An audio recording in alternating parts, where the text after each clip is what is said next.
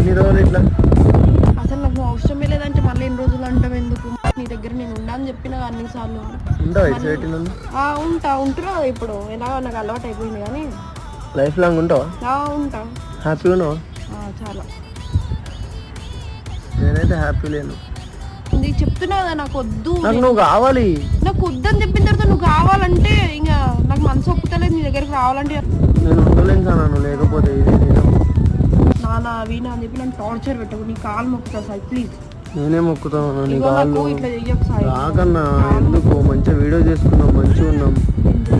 Please please రా, నన్ను ఇట్లా ఎమోషనల్గా వేసి. నాకు తెలుసు నువ్వు పైకి తీసుకొచ్చినావంటే నాకు అది ఇది మాట్లాడి ఒప్పిస్తావని తెలిసి నేను నీ దగ్గరికి మొక్కుడు అవన్నీ చెయ్యకు సాయి ప్లీజ్.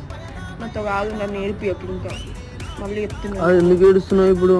లేదు సాయి నాకు వద్దు నువ్వు అని చెప్పి నేను 100 సార్లు చెప్పిన తర్వాత చెప్పినావు కదా నేను లేకపోతే.